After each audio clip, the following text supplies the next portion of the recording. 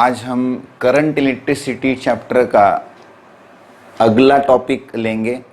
Current electricity chapter का हमने अब तक drift velocity, concept of drift velocity, relation between the drift velocity and electric field, relation between the drift velocity and electric current, ये last lecture में हमने कई topics में ये आर्टिकल पढ़े हैं।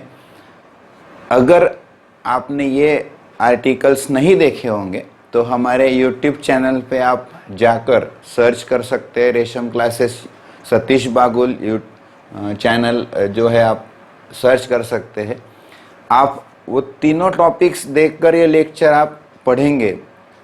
If you see this last 3 topics then you help to understanding the concept of current density. Current density is related to the drift velocity, electric field and concept of drift velocity.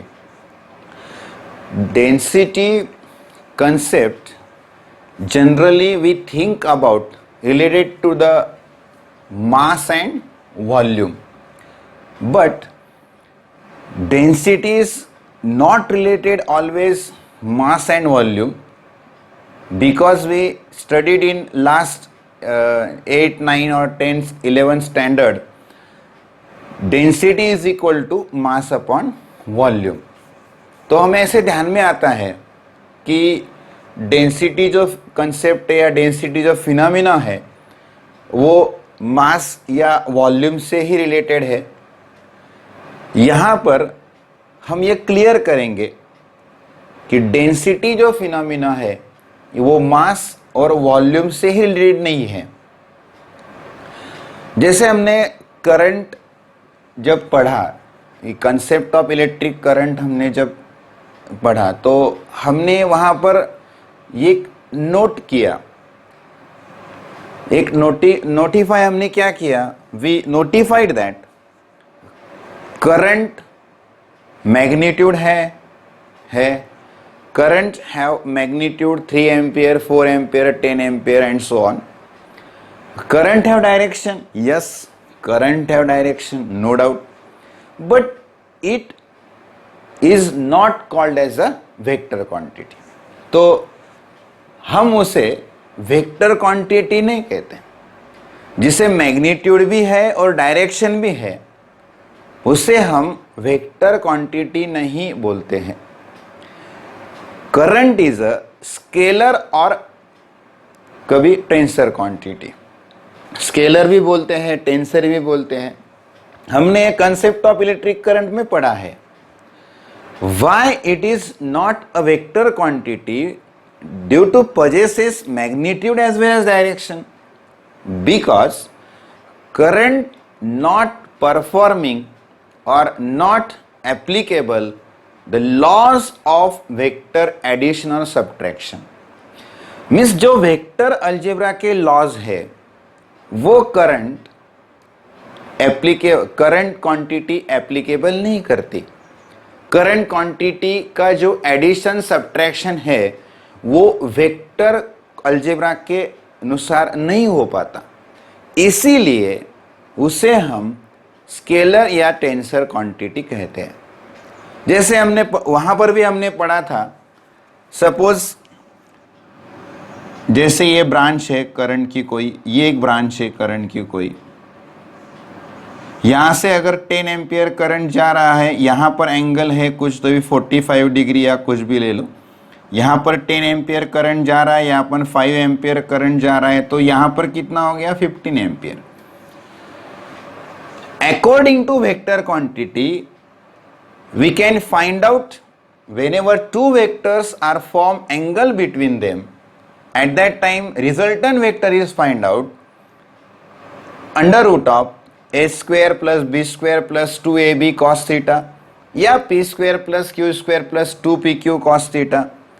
But here we can't use these laws of vector addition. Suppose ये angle 45 था तो दूसरा angle हम ले लेते हैं, जैसे ये परपेंडिकुलर हो गया, जैसे कि यहां से 10 ampere current passes through the branch and this is the 5 ampere current, तो यहां से कितना जाएगा 50 एम्पियर करंट। यहां पर भी हमने एंगल्स का या वेक्टर एडिशन का प्रॉपर्टी यूज नहीं किया। इन दोनों सिचुएशन में हम जो अर्थमेटिक रूल है, जैसे स्केलर की एडिशन करते हैं, जैसे 10 kilogram plus 5 kilogram is equal to 15 kilogram, in this way we can added the quantity, current quantity, that's why it is not a vector quantity, it is a scalar और tensor. Those current quantity possesses a magnitude as well as direction, but it is not a vector quantity, it is a scalar or tensor quantity. Density is a concept not related to only volume. अभी उस density की concept को हम पढ़ते हैं। जैसे current possesses a magnitude as well as direction, but it is not a vector quantity. तो current को अगर वेक्टर क्वांटिटी में डिफाइन करना है, करंट को हम स्केलर कहते हैं, टेंसर कहते हैं, मैग्नीट्यूड डायरेक्शन होके भी उसको वेक्टर नहीं कह सकते, तो वहां पर हम एक कंसेप्ट लेके आते हैं, एक कंसेप्ट जनरेट होती है जो करंट की दिशा में ही होती है, उसे ही हम करंट डेंसिटी कहते हैं। मतलब करंट को वेक्टर क्वांटिटी में दिखा सकते हैं in terms of current density. Current को वेक्टर क्वांटिटी में दिखा सकते हैं in current density quantity. Means we define the current in terms of vector with the help of current density. जैसे पोटेंशियल है, पोटेंशियल को भी हम वेक्टर क्वांटिटी में डिफाइन नहीं कर सकते, तो वहां पर हम electric field means electric potential is a scalar or scalar quantity, but electric field is a vector quantity. जैसे इलेक्ट्रिक पोटेंशियल को नहीं दिखा सकते हैं, means we can't define electric potential, then we can define the electric field in vector quantity. उसी तरह से we can't define the current, but we can define the current in current density form in vector. Understand? That's why current density denoted by quantity capital J, vector J. Density phenomena is related to the length, area or volume. Means number of electrons हो, charge हो, कोई population ले लो।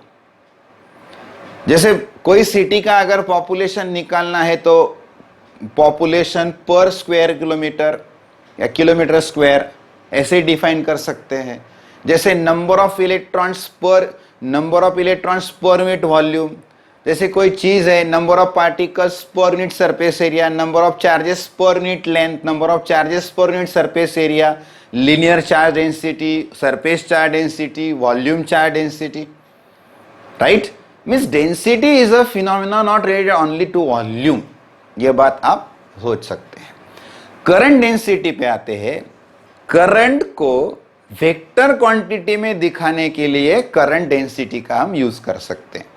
We can define the current in a vector quantity, we can use a current density. Then current density is defined as the electric current passes through the conductor per unit cross sectional area at any point in the conductor.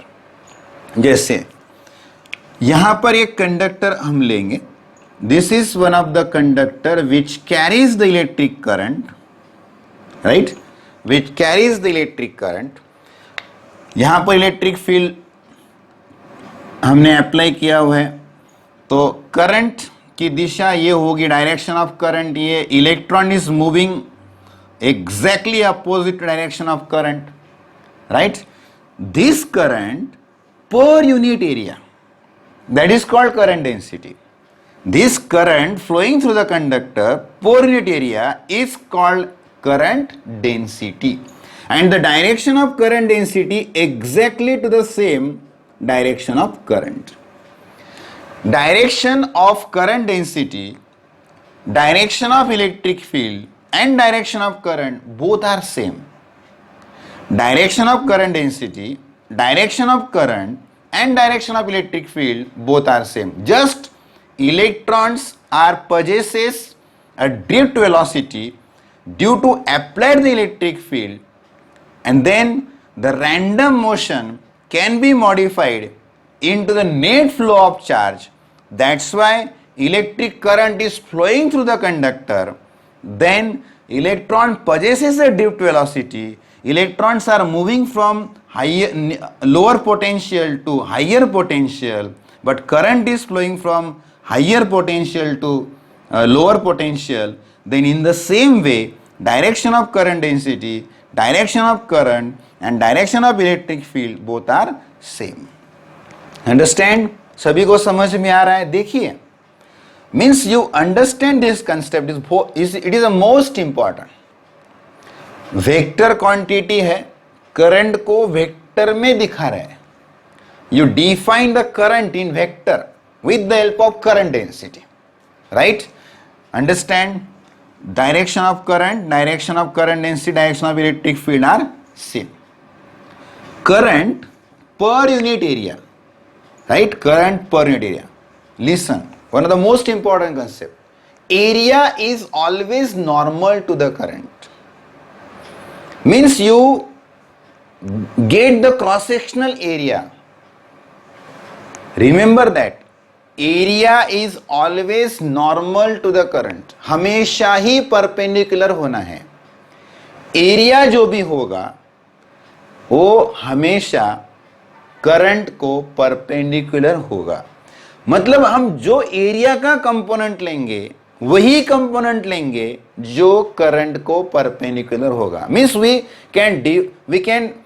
we take the component of area which is perpendicular to the current, normal to the current, that is perpendicular to the current, right? Understand? जैसे यहां से जो भी current जा रहा है, suppose this conductor contain a current of 10 ampere and this current is whole current for the conductor, right? But according to area, current per unit time, the current density is different. Current density is different at different point, at any point on the is different at why? Because the area is different. जैसे ही हम area लेंगे उसी तरह से current density change होगी, right? Means area change, current density change, current flowing. Why? Because suppose यहां पर एक कंडक्टर ले रहे, तो जैसे कि यहां पर हमने क्रॉस सेक्शन एरिया ऐसे लिया ये, तो अगर यहां से 6, 7, 8 मीन्स नंबर ऑफ इलेक्ट्रॉन्स जितनी फ्लो होंगे, जैसे एरिया ऑफ क्रॉस सेक्शन ऐसे ले लिया क्रॉस, तो यहां से जितने इलेक्ट्रॉन फ्लो होंगे ये एरिया से, उतने ही इलेक्ट्रॉन्स इस एरिया ऑफ क्रॉस सेक्शन से फ्लो होंगे. Means current is same but current density is different. Why? Because area is different. जितने इलेक्ट्रॉन फ्लो होंगे उतने ही तो फ्लो होने वाले, and that current is constitute what? The net flow of charge. But the net flow of charge, that is current per unit area is different, current density is different. Understand? But whole current is same of the conductor, any conductor. Understand? समझ में आ रहा है सभी को? Right? Area is always normal to the current. इसे हम according to JEE NEET और भी आगे जाके पढ़ेंगे. पहले इसके जो basic terms है वो पढ़ेंगे. Magnitude of the current density is defined, that is I upon A, that is current per unit area. The SI unit of current density is ampere per meter square, right? SI unit जो भी current का है वो ampere per metre square आएगा. Current density vector quantity अभी हमने पढ़ा, right? Direction of current density, direction of current and electric field are same. Then average current is delta I upon delta A. Average current, जो भी average current density आएगी वो delta I upon delta I उसे define करेंगे. At any point, at any time, at time t, smallest time, the current density can be defined, or smallest area at smallest area, very small area. जैसे हम time limit लेते हैं तो ऐसे area भी limit लिया हुआ है, right? da tends to 0. Right, ये जीरो नहीं होना चाहिए, अगर जीरो आ गया तो इनफाइनाइट, नॉट डिफाइन। तो instantaneous current density means what, limit of D A tends to zero D I upon D A. Instantaneous में D I upon D A लिखते हैं, एवरेज में डेल्टा लिखते हैं, राइट। एवरेज मतलब जैसे current density different different area पर different different होगी, उसका हम टोटल करंट के साथ एरिया का एवरेज लेके निकाल सकते हैं। जैसे the current density at any point in time t, the instantaneous current density can be calculated with the help of this formula. Understand, समझ में आ रहा है सभी को, राइट? आप ये पॉइंट्स स्क्रीनशॉट ले सकते हैं, नोट कर सकते हैं। अंडरस्टैंड, सभी को समझ में आ गया? Current density is a phenomena that is current per unit area, means current can be defined in terms of vector quantity with the help of current density। जैसे हम अभी एरिया का थोड़ा डिस्कशन करते हैं। Area is always normal to the current, right? Listen,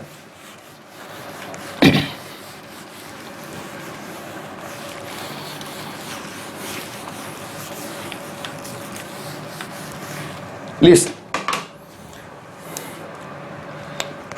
take one of the cross sectional area, one of the conductor case first।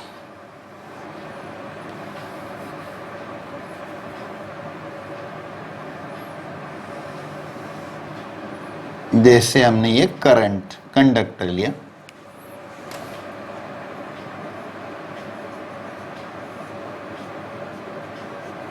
case first, this is one of the conductor, apply electric field, current can be flow due to the net flow of charge, electron got the drift velocity modified from random velocity due to the thermal energy can be modified into net flow of charge। This is a cross sectional area, right?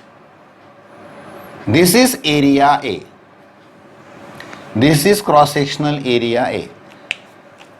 The current can be flowing through the conductor is I, same the current density is J, vector quantity, electrons are moving exactly opposite to the current, understand? Then current density and current both are parallel to each other। This is, जैसे area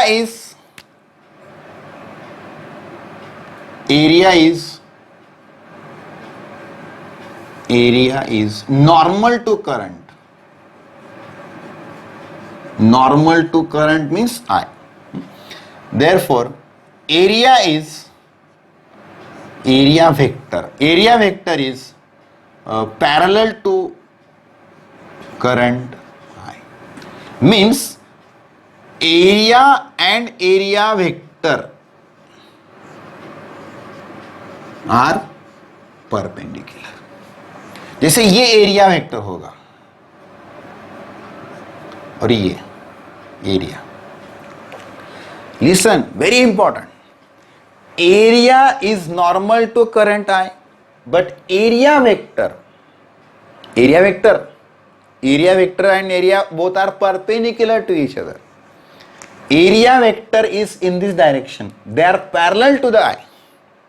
मतलब area अगर current को normal है तो area vector parallel होगा। Area अगर normal है तो एरिया वेक्टर परपेंडिकुलर होगा। Area is normal to current I, then area vector is parallel to current I. हमने करंट डेंसिटी की कंसेप्ट में पढ़ा, area is normal to current I, but area vector is parallel to the current I, and area vector both are perpendicular to each other, right? तो यहां पर current density और area vector both are parallel to each other। Case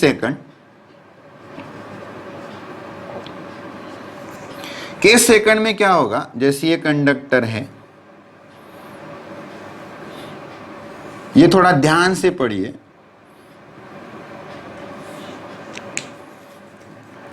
जैसे ये area ऐसे था, right?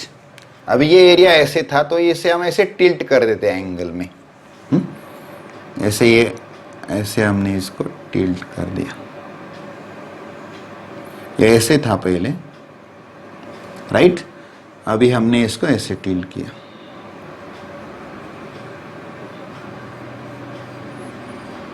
तो ये कहां पर आ गया, यहां पर आ गया, ये एरिया यहां पर आ गया, राइट। हमने क्या पढ़ा, एरिया का वो कंपोनेंट लेना है, एरिया का वो कंपोनेंट लेना है जो करंट को क्या हो, नॉर्मल डायरेक्शन ऑफ करंट तो यही होगी, डायरेक्शन ऑफ करंट यही होगी, डायरेक्शन ऑफ करंट डेंसिटी यही होगी। एरिया का वो कंपोनेंट जो करंट को परपेंडिकुलर होगा, means the component of area which is perpendicular to the current. तो यहां पर दो कंपोनेंट में आ जाएगा, जिधर थीटा उधर कॉस थीटा, इसे ध्यान में रखना है। जैसे ये थीटा है एंगल, तो ये कितना आएगा, ए कॉस थीटा, और ये ए साइन थीटा, राइट। अंडरस्टैंड, समझ में आ रहा है सबको? यस। जैसे ये एरिया है और इसका एरिया वेक्टर, जैसे एरिया वेक्टर यहां पर आएगा तो ये परपेंडिकुलर भी आएगा, area vector, area and area vector are perpendicular, तो यहां पर ये एंगल थीटा आ जाएगा, राइट। तो इसका component area vector A cos theta आएगा, जिधर थीटा उधर कॉस थीटा।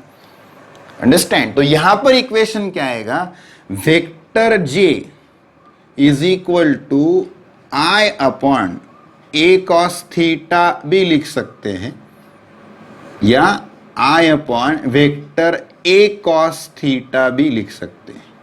तो आई इज इक्वल टू कितना हुआ, vector J A cos theta, या vector J vector A cos theta, in terms of magnitude या in terms of dot product या scalar product, तो जे डॉट ए भी लिख सकते हैं।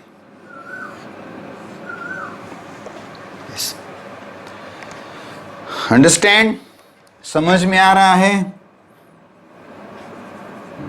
केस थर्ड,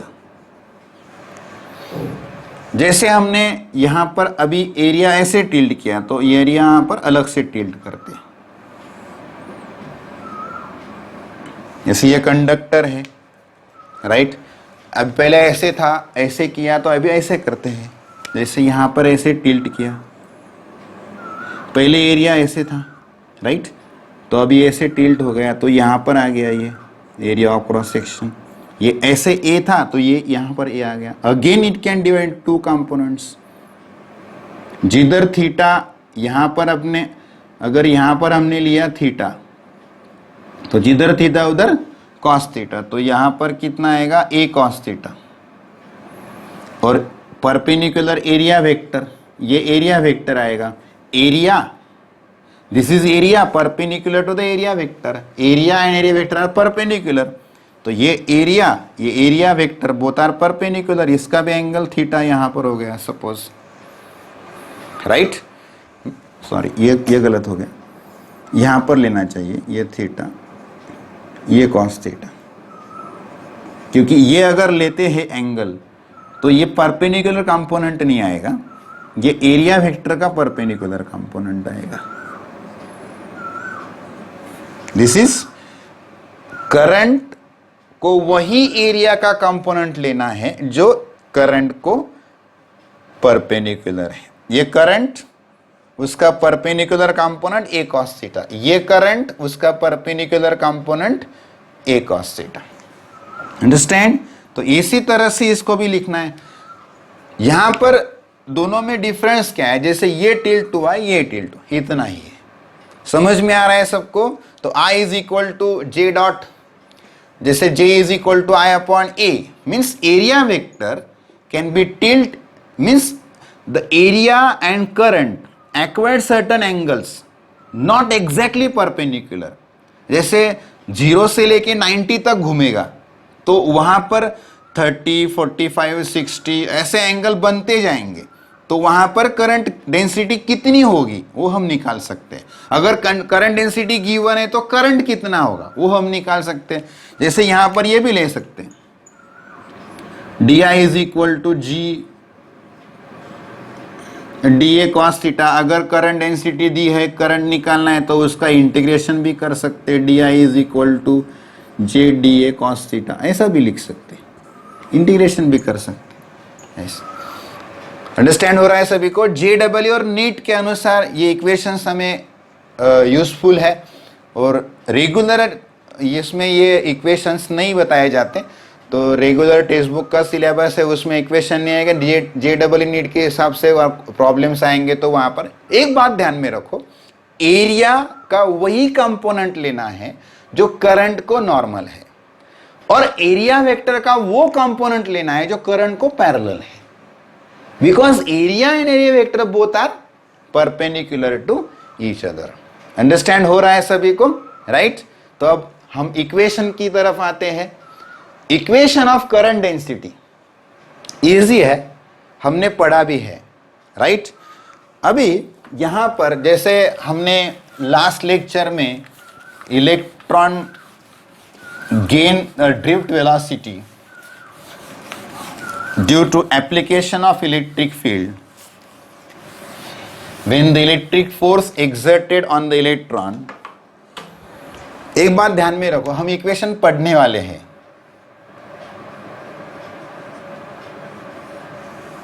ये इक्वेशन है root mean square velocity under root of 3kT upon m,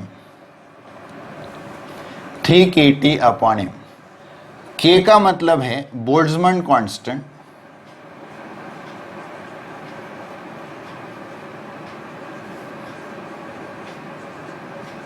हम ये equation thermodynamics kinetic theory of gases में पढ़ेंगे, प्रूफ पढ़ेंगे। यहां पर हम डायरेक्टली ले रहे हैं, Vrms is equal to under root of 3kT upon m. K is Boltzmann constant. Boltzmann constant is constant, that is K is equal to 1.38 into 10 raised to minus 23 joule per Kelvin. Joule per Kelvin. T is a temperature near about room temperature, that is 300 Kelvin. 300 Kelvin. That is 27 degrees Celsius, and mass of electron is 9.1 into 10 raised to minus 31 kilogram. Then put all these values in this equation, we get the velocities, that is order of 10 raised to 5 meter per second. Means this velocity of electron collides with the positive ions, that is lattice. At that time, the velocity of that electrons without an electric field, in the absence of electric field, we can calculate due to the what? Thermal energy. This velocity gained by the electron without any electric field, that is random velocity 10 raised to 5 meter per second due to in the absence of electric field. And this velocity can be modified by applying the electric field. The electrons get the net flow of charge, that is called as a drifting, and then electron got the drift velocity. Understand हो रहा है? जैसे thermal energy की वजह से electron को जो velocity gain है वो रैंडम वेलोसिटी है, वो 10⁵ मीटर पर सेकंड में हम सॉल्व नियर अबाउट ऑर्डर बताते हैं, और उसके लिए ये इक्वेशन है, ये इक्वेशन है, राइट। आप अगर इसका यूनिट देखोगे तो जूल, देखो जूल पर केल्विन, टेम्परेचर का भी केल्विन होता है, मास का किलोग्राम होता है, तो केल्विन अगर चला जाए तो जूल अपॉन किलोग्राम आ जाएगा। जूल का मतलब होता है जैसे वर्क का है, force into displacement, right. Force का अगर बताया जाए, इसे हम force into displacement means that is energy, that is newton metre. Newton metre, newton का मतलब जैसे ए में तो kilogram metre per second square into metre upon kilogram. तो किलोग्राम किलोग्राम चला जाएगा तो यहाँ पर metre square upon second square आएगा, तो बाहर क्या आएगा, मीटर पर सेकंड। और जैसे वेलोसिटी आ गई, राइट। और जो बोल्ट्जमैन कांस्टेंट है वो क्या डिफाइन करता है, Boltzmann constant is relative to the relative concept of the average kinetic energy of at a per average kinetic energy of gas molecules at a average temperature। जो भी temperature है उस temperature को गैस मोलिक्यूल्स की जो kinetic energy होगी वो हमें बताता है। अंडरस्टैंड, समझ में आ रहा है सभी को? समझ ये बताने का पॉइंट मतलब ये है कि जैसे रैंडम वेलोसिटी क्या होती है वो हम जिस फॉर्मूले से निकालते हैं वो फॉर्मूले का बताने का प्रयास यहाँ पर किया है। यह फॉर्मूला हम थर्मोडायनेमिक्स या काइनेटिक थ्योरी ऑफ गैसेस में हम पढ़ेंगे। अभी इक्वेशन ऑफ करंट डेंसिटी पर आते हैं। जैसे ये VRMS का कन्वर्शन VD में होता है due to application of electric field, तो हमने पढ़ा भी है equation of relation between the current and drift velocity I is equal to NEA into VD। और अगर हमने पढ़ा है current density means current per unit area, तो I अपॉन A आ रहा है, therefore J is equal to NEVD। VD is equal to हमें पता है in terms of rejection time and electric field EE tau upon M। तो VD की value हम यहाँ पर पुट करेंगे, तो NE into EE tau upon M, E into EE square NE square E tau upon M by using Ohm's law. We know that Ohm's law I is, आगे जाके हम अगले लेक्चर में ओम्स लॉ ही पढ़ने वाले। I is equal to V upon R, but R is equal to what, relation between the resistance and specific resistance, that is resistivity. R is equal to rho L upon A. तो R की value यहाँ पर put करेंगे तो ये numerator denominator quantity numerator हो जाएगी VA upon rho L. तो हमें फिर यहाँ पर A न्यूमरेटर से डिनोमिनेटर में लाना है I upon M। then concept you can use I upon A is J। we know that the reciprocal of resistivity is called conductivity, and relation between the electric field and electric potential is V upon L। therefore J is equal to sigma E। 1 upon rho means sigma, that is conductivity, and then define, then listen, conductivity of the electron, current density per unit electric field. देखो समझ में आ रहा है, मतलब हमें conceptually कैसे आना है। देखो current density per unit electric field, current density per unit electric field कितनी है उससे हम करंट डेंसिटी कहते हैं। Current density per unit electric field, current density per unit electric field, electric field जितनी ज्यादा, जैसे करंट डेंसिटी डिफाइन हो रहे हैं ना, current density, conductivity of electron depends upon ratio of what, current density to electric field. Understand हो रहा है सभी को? मतलब हम अगर इलेक्ट्रिक फील्ड 10 वोल्ट अप्लाई करते हैं या 20 अप्लाई करते हैं उससे कोई मतलब नहीं है। वहां पर नंबर ऑफ फ्री इलेक्ट्रॉन्स कितने ज्यादा है, वो कितने एक्टिव है, जैसे कि वो पर unit area cross sectional area से कितने जाएंगे, वो सभी पैरामीटर्स डिफाइन करेंगे कंडक्टिविटी। इसीलिए तो बताया है कि current density per unit electric field कितनी है। अंडरस्टैंड हो रहा है सभी को? जैसे यहां पर अगर एग्जांपल ले ले कि आप डिफाइन कर सकते हैं, एमसीक्यूज भी आ सकता है। कोई ऐसी वायर है, जैसे ये आयरन की वायर है, उसे सीरीज कॉम्बिनेशन में कॉपर की वायर हमने ऐसे सीरीज कॉम्बिनेशन ले लिया है। सीरीज कॉम्बिनेशन में इसका डायमीटर या डायमीटर रेडियस बोलते हैं 1 मिलीमीटर दे लिया। जैसे ये 3 मिलीमीटर ले ली, ये आयरन की वायर है, ये कॉपर की वायर है। तो करंट सेम फ्लो हो रहा है, तो पूछते हैं कि ratio of current density of iron rod और कॉपर रॉड कितना आएगा, राइट। तो कैसे डिफाइन करेंगे, हमें पता है J is equal to what, I upon A, current same है, राइट। तो I अपॉन क्या हो गया, pi R square, I upon pi R square. तो J ऑफ आयरन रॉड और J of copper rod is equal to, अगर I same है, right, और ये क्या हो गया, ये इनवर्सली प्रोपोर्शनल है, तो यहाँ पर आयरन का है तो यहाँ पर कॉपर का आ जाएगा, यहाँ पर ये स्क्वायर में है, यहाँ पर कॉपर है तो यहाँ पर आयरन, करंट सेम है, कैंसिल हो जाएगा। कॉपर का रेडियस कितना है 3 मिलीमीटर, उसका स्क्वायर 9, 1 का 1, तो यहाँ पर रेशियो कितना आएगा, current density of iron to copper is 9:1। ऐसे भी न्यूमेरिकल्स आ सकते हैं। सभी को करंट डेंसिटी का आर्टिकल समझ में आया होगा, right.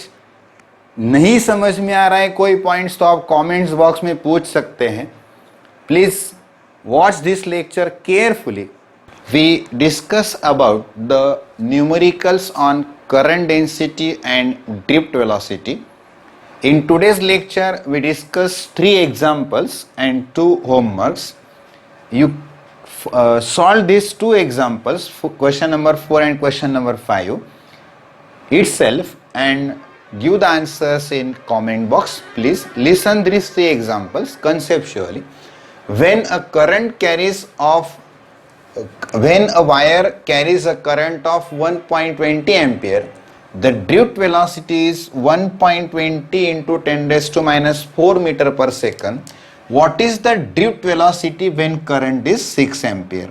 And we know that the relation between current and drift velocity is I is equal to NEAVD. Number of electrons per unit volume is constant, charge of electron is constant, area is same constant, then Vd or I are proportional to each other. We observe that Vd or I is proportional because these parameters are constant. Then we observe that 1.20 ampere current is after certain time 6 ampere current, means exactly it is 5 times. 1.20 into 5 exactly equal to 6 ampere. In the same way, if the current increases 5 times, then the drift velocity is also 5 times of first velocity. Easy. अगर यहाँ पर हमें situation दिख रही है कि current 5 times बढ़ रहा है, पहले से करंट 5 टाइम्स बढ़ रहा है, तो ड्रिफ्ट वेलोसिटी भी कितनी बढ़ेगी, 5 टाइम्स। तो इसे 5 से मल्टीप्लाई करेंगे, जो भी आंसर आएगा वो 6 into 10 raise to minus 4 metre per second, वही आंसर आएगा।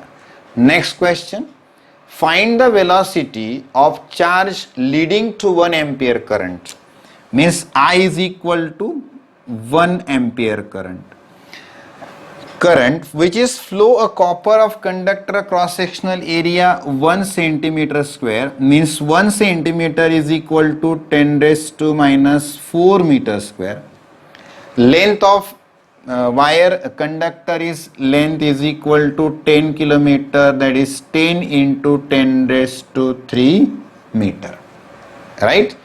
Free electron density, that is number of electrons per unit volume, that is N is equal to 8.5 into 10 raised to 28 per meter cube.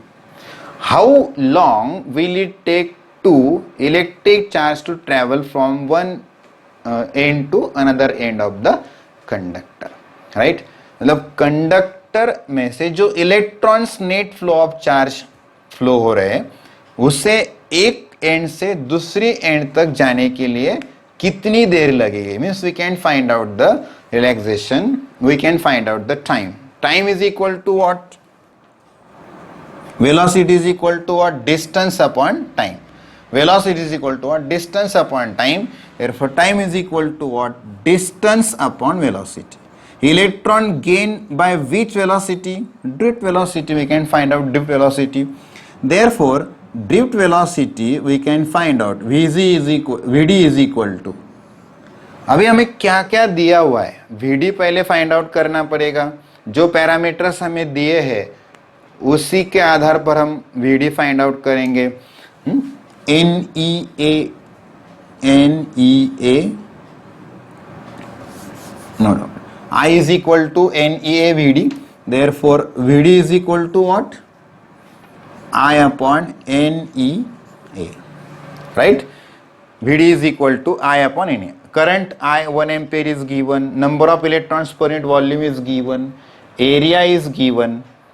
Charge of electron is given. Then we can find out. We got the answer 0.735 micrometer per second. Right? And then we can find out time t is equal to 10 kilometer.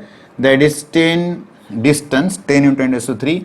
And Vd is 0.735 micro means 10 raised to minus 6 meter per second. This is the velocity. We can find out the time in second. We can find out time in year. Time in year.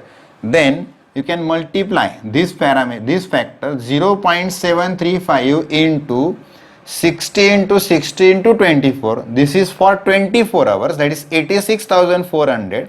Then multiply 365. Then we can calculate the time in year. Then we got the answer 431.4 years.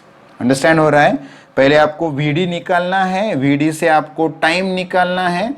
Realisation time नहीं है, ये time कौन सा है? एक and से दूसरी and तक net flow of charge electrons को जाने के लिए कितना वक्त लगेगा, राइट? वो टाइम है. Realisation time is the time interval between two successive collision. ये हमें फाइंड आउट यहां पर नहीं करना है, ये बात ध्यान में रखना है. Realisation time is time interval between two successive collision. यहां टाइम जो निकालना है वो जैसे डिस्टेंस दिया हुआ है, length of the conductor, velocity हमने ड्रिफ्ट वेलोसिटी निकाली. टाइम को हम ईयर में अगर कन्वर्ट करते हैं तो उससे हम वो जो आंसर आएगा सेकंड में, उससे हम किससे डिवाइड करेंगे? 60 इंटू 60 इंटू 24. ये 24 आवर्स के सेकंड हो गए. और उसे अगर ईयर्स में करना है तो मल्टीप्लाई 365 करना पड़ेगा. अंडरस्टैंड? ये ईयर में आप निकाल सकते हैं. Then this example, when third example, when potential difference of 1.5 volt is applied across the wire of length 0.2 meter and area of cross section 0.30 millimeter square, a current of 2.4 ampere flows through the wire. If the number of density of electrons in the wire is 8.4 into 10 raised to 28 per meter cube, calculate the relaxation time. Right? Therefore, potential difference V is equal to 1.5 volt. Length of the wire is given, that is 0.2 meter, and area of cross section, that is 0.30 into 10 raised to minus 6 meter square. मैंने millimetre का metre square में कर लिया है. Therefore, the current is I is equal to, it is 2.4 ampere, right? Number of electrons per meter cube, that is 8.4 into 10 raised to 28, and calculate tau. Relaxation time, यहाँ पर time निकालना है. उसका answer भी आप सॉल्व करेंगे, वो answer आपको आ जाएगा. लॉग टेबल से सॉल्व करिए. जैसे देखिए 8.4 इंटू 10 रेज़ टू 28. यहाँ पर अभी हम पहले टाउ का फॉर्मूला लेंगे. टाउ का फॉर्मूला क्या होता है? जैसे J इज इक्वल टू अगर लिया, J is equal to NE square E tau upon M, और टाउ इज इक्वल टू अगर लिया तो JM upon NE square E. Tau निकालना है ना, राइट? तो J कैसे निकालेंगे? I upon A.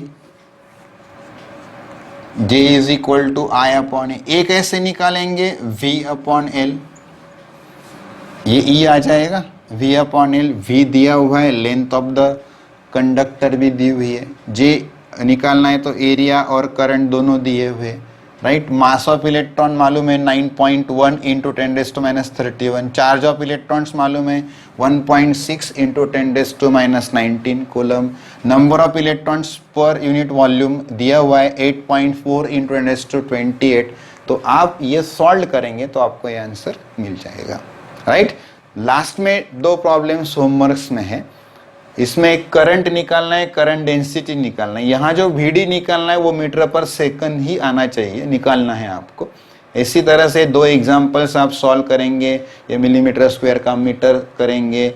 आप जो भी फॉर्मूला एप्लीकेबल है वो अप्लाई कीजिए और कमेंट्स बॉक्स में आप आंसर डाल सकते हैं। इसी तरह से हमने current density, drift velocity, electric field, electric current, ये सारी कंसेप्ट हमने अच्छी तरह से पढ़ाने का आपको प्रयास किया है। आप उसी आधार पर न्यूमेरिकल्स बहुत सारे आप सॉल्व कर सकते हैं। और इसी के साथ हम आज का लेक्चर यही खत्म करते हैं।